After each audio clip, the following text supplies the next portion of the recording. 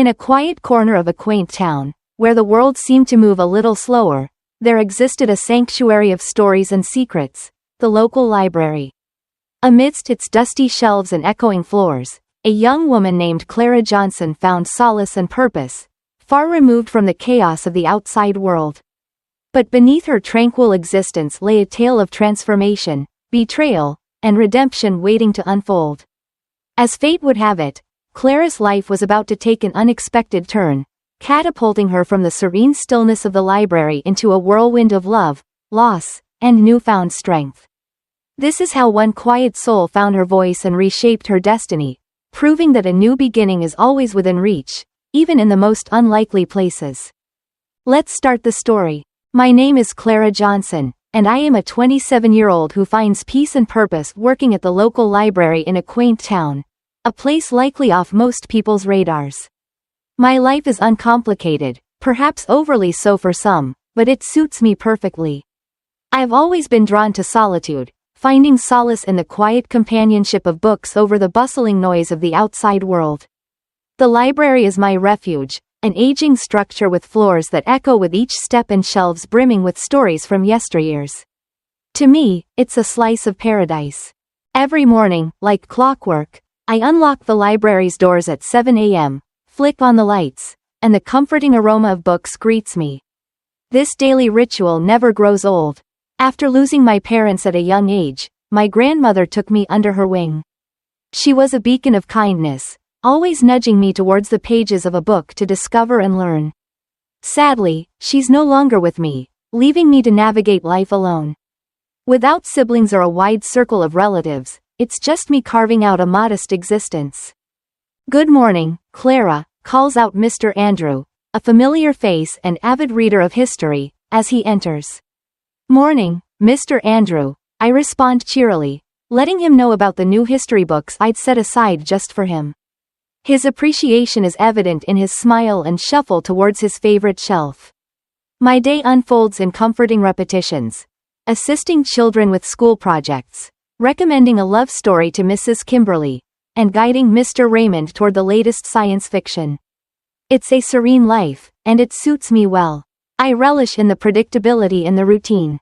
But then everything changed with Thomas Walker's arrival. He stepped into the library, clearly unaccustomed to our usual quietude. His polished appearance and self-assuredness set him apart. "Can you help me find a book?" he asked, his voice carrying a warmth that felt new and exciting. "Of course. What are you looking for?" I managed, trying to mask my nervousness. He was searching for The Great Gatsby. As I led him to the classics, our hands briefly met, sending an unexpected shiver through me. It was a fleeting touch, but it lingered in my thoughts. "Thank you, Clara," he said, his eyes catching my name tag. "I'm Thomas Walker. Nice to meet you." Returning his smile, I felt the stirrings of something new. That brief interaction marked the beginning of a journey toward discovering love in the most unexpected places. I believed it was the start of something that would endure forever, the outset of an adventure that would guide me away from my tranquil existence into realms filled with turmoil and deceit. If only I had possessed the knowledge I hold now, the story would have unfolded differently. But life doesn't come equipped with forewarnings.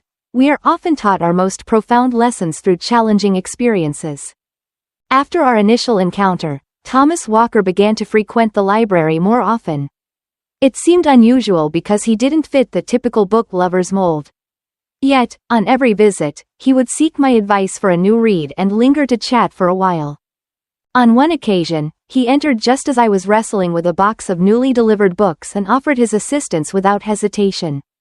"That would be great, thanks," I expressed, grateful for the help as we shelved the books together.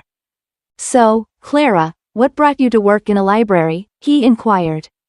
"I've always had a deep affection for books. They're like steadfast companions, and besides, I cherish the tranquility here," I replied. His laughter echoed lightly. "I can see that. It feels like stepping into another realm." Our conversations began to stretch longer with each visit. I learned that Thomas Walker was involved in his family's business, something related to real estate. He was straightforward to talk to, and I felt genuinely seen for the first time in a long while. Then, unexpectedly, he extended an invitation. "Clara, would you be interested in having dinner with me tonight?" he asked, hope flickering in his eyes. The proposition caught me off guard. "Like a date?" I clarified. "Yes, exactly like a date," he affirmed with a smile. Unaccustomed to such propositions, I hesitated, yet something about him prompted me to accept. "Okay, sure, I'd like that," I agreed. We dined at a modest yet inviting local restaurant. It wasn't lavish, but it radiated warmth. We conversed about many topics, and for a brief period, I set aside the solitude that usually enveloped my life. As we walked home, Thomas Walker shared, "I had a wonderful time tonight, Clara. You're quite unlike anyone I've met before." Unsure of how to reply, I offered a smile. "I'd love to see you again if that's all right with you," he continued. My response was a nod accompanied by a soft, "Yes, I'd like that." Our relationship progressed steadily from there. We would go out for meals or enjoy leisurely walks. For the first time, I felt connected to something beyond my world of literature and silence. It wasn't long before I found myself deeply enamored with him. Thomas Walker was charming and attentive and had a way of making me feel uniquely cherished. When he proposed, I responded without hesitation, "Yes." Reflecting on it now, I wish I had been more perceptive to the subtle hints that all was not as it seemed. I wish I had seen through the allure earlier and understood that the charm was merely a facade hiding something far less appealing. With its blinding brilliance, love often makes us overlook the red flags, convincing us to see only what we want. In my case, I believed I was deeply in love with Thomas Walker, or at least that's what I thought until the dynamics began to shift after our engagement. The first signs of trouble appeared with Thomas Walker's parents. From the outset, they made it clear they disapproved of me. They viewed me as unsuitable for their son, primarily because I didn't hail from a wealthy background. My first encounter with them was during a dinner at their lavish residence, a stark contrast to my simple world. "Clara, this is my mother, Victoria, and my father, Thomas," Thomas Walker introduced. I mustered a smile and greeted them, "Nice to meet you," despite feeling incredibly out of place. Victoria's gaze swept over me, dripping with judgment. "So you're the girl from the library?" she asked. "Yes, I am," I responded, my confidence waning under her scrutiny. Thomas's remarks were even more cutting. "Couldn't you have found someone more suitable?" he said, making me wish I could disappear. The dinner felt endless, expressing their belief that I wasn't worthy of their son. Yet Thomas Walker's defense of me in those moments only deepened my affection for him. They insisted on a prenuptial agreement as the wedding approached, claiming it was a mere formality. Having little to my name, I consented without protest. Following the marriage, I moved into what was technically Thomas Walker's house, a gift from his parents. Yet they behaved as though they still owned it. Their unannounced visits became regular, with demands thrown at me the moment they entered. "Clara, make us some coffee," Victoria would order, and I complied silently, aiming to avoid conflict. Victoria would often remind me, gesturing towards various items like the TV, that none of it would be mine in the event of a divorce. It seemed everything was a constant reminder that I didn't belong. Thomas Walker also began to transform, his warmth fading into a coldness I hadn't seen before. He joined his parents in their taunts. One evening, as I deliberated over what to wear to a family gathering, seeking his advice, his response was cutting. "This one makes you look less drab," he joked, laughing in his voice. The sting of his words took me aback. It felt like he had become another person in the presence of his family, no longer the supportive partner I'd fallen in love with. Instead, he echoed their ridicule, leaving me to fend for myself in an increasingly hostile environment. Life in that house became a daily struggle, a constant reminder of how distant my reality was from the love and acceptance I once believed I had found. Feeling like an intruder in my own life, I clung to the hope that circumstances would improve. But instead, they deteriorated. The pressure was immense, manifesting in severe stomach aches I tried to dismiss until one day, I fainted at the library. Regaining consciousness in the hospital, the doctor attributed my collapse to stress. During my stay, Thomas Walker was conspicuously absent. Neither visiting nor calling Thomas Walker amplified my sense of isolation. Unexpectedly, a notary arrived at the hospital with astonishing news. A great-aunt whom I scarcely recalled had bequeathed me her estate, valued at $50 million. The revelation was staggering. Overnight, I transformed from a library girl to an heiress. Thomas Walker and his parents' attitude shifted dramatically upon learning of my windfall. During their hospital visit, they were all sweetness and warmth, feigning concern and solidarity. "We're a family, and we should support one another," Thomas declared. However, their sudden change of heart was unconvincing. Their true motives were inadvertently revealed to me when I overheard their conversation outside my hospital room. Their words were a bitter pill to swallow. They saw me as naive, a stroke of luck to be exploited. With suggestions of tying me down further by having a child, their duplicity made it clear they valued my fortune over me. It was a pivotal moment, sparking a resolve to break free from their grasp and reclaim my life. Upon my discharge, I returned home to find Thomas Walker and his parents waiting, their facades of concern as transparent as glass. "Oh, Clara, we were so worried about you," Victoria proclaimed. I maintained a facade of normalcy, cautious not to reveal my awareness of their true intentions. Thomas Walker's inquiry about the inheritance was tinged with greed, starkly contrasting to the man I once thought I knew.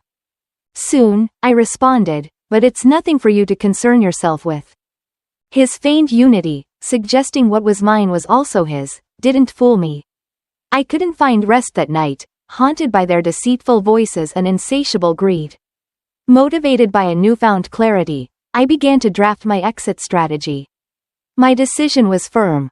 I would no longer be a pawn in their game of manipulation.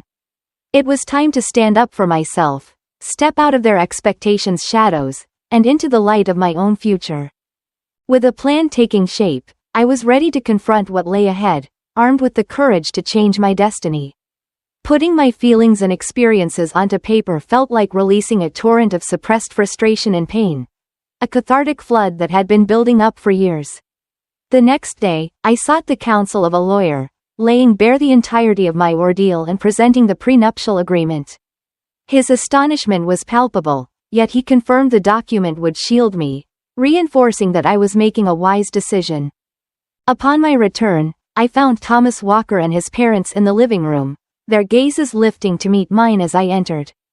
"There she is, our brave girl," Thomas remarked, his smile lacking genuine warmth.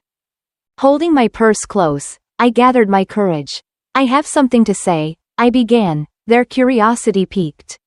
"I'm filing for divorce," I declared, my voice unwavering. A heavy silence fell over the room, broken only by Victoria's incredulous response and Thomas Walker's plea of disbelief. They asserted their love for me. "Do you, Thomas Walker? Because all I have felt is exploitation," I countered. Victoria's anger was palpable as she threatened legal action to claim half of my inheritance. In response, I produced the prenuptial agreement from my purse, stating clearly that it prevented either party from claiming the other's assets in the event of a divorce. Their speechlessness was a novel experience for me, offering a moment of empowerment. I announced my intention to leave, forbidding further contact, and walked out, their angry shouts fading behind me. Driving away was challenging, yet a sense of liberation enveloped me as I put distance between myself and the house. For the first time in ages, I breathed freely, hopeful for a future brighter than my past. I moved into a modest apartment in the city. It wasn't luxurious but unequivocally mine, bringing me a peace I hadn't felt in years. While navigating the divorce proceedings, I felt fortified and capable of facing the process head-on. Then, a call from my lawyer unveiled another layer to my great-aunt's legacy. The will stipulated that a portion of my inheritance be allocated to charity, a reflection of her philanthropic spirit. This revelation surprised me, igniting contemplation about the potential to effect positive change. It seemed my great-aunt had bequeathed me a fortune and the opportunity to contribute to the greater good, propelling me towards a new and meaningful chapter in my life. I began to delve into charities and causes, eager to contribute to something impactful that could truly bring about change. During my search, I came across a modest organization dedicated to assisting women affected by domestic abuse. This cause resonated deeply with me. I reached out and arranged a meeting with them. The person I met, Mitchell, was incredibly passionate and committed to the cause. She outlined their services: shelter, legal support, and counseling for women in dire situations. Her stories touched me deeply, and I felt strongly connected to their mission. I want to help, I declared, motivated by a newfound purpose. Under Mitchell's guidance, I allocated a portion of my inheritance to establish a new shelter. The sense of fulfillment I felt in aiding other women to find their way out of the darkness was indescribable. A few weeks later, Mitchell invited me to the shelter's inauguration. It was a modest gathering, yet it brimmed with hope and gratitude.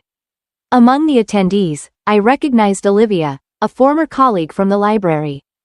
"Clara, is that you?" she inquired, surprised. We embraced, and I shared the shelter's story and my involvement with her.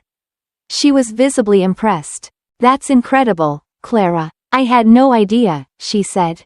Reconnecting with Olivia felt rejuvenating, as if the pieces of my life were starting to realign. As the event concluded, Mitchell expressed her heartfelt thanks. Observing the women who now had a sanctuary, I felt an inner warmth and a profound satisfaction I hadn't experienced in years. Engaging in the shelter's day-to-day activities brought me a genuine sense of fulfillment, a feeling that I was finally embracing my path. Then, unexpectedly, Thomas Walker called. My heart fluttered with mixed emotions, but curiosity prevailed. "Hello, Thomas Walker," I answered, striving to maintain composure. He sounded urgent, desperate even. "Clara, I need to talk to you. Can we meet? It's important," he said. Despite my reservations, I agreed to meet him at a public coffee shop, seeking the security of a familiar environment. As I approached Thomas Walker, I noticed how much he had changed. He appeared defeated, almost pitiful. His eyes conveyed a deep sense of regret. "Clara, I've made a tremendous mistake," he confessed. "I want you back. I realize the void you've left." His words barely stirred me, leaving me cold with disdain. "Why now, Thomas Walker?" I inquired, skepticism lacing my voice. He exhaled deeply, attributing the failure of our marriage to his parents' interference and his shortcomings. "I was under their influence, but I've grown since then," he claimed. My frustration surged. "You let them demean me and joined in their mockery," I countered, recoiling as he sought my hand. "Please, Clara, I acknowledge my faults. I've transformed," he pleaded. Yet, looking at him, I saw that the man I once cherished was now a stranger to me, and my feelings were replaced by sheer disregard. "Change or not, Thomas Walker, it's too late. My heart harbors only disdain for you," I stated. His countenance dropped momentarily, revealing the person I once committed to, a fleeting image. "I'm sorry, Thomas Walker, but I've moved on.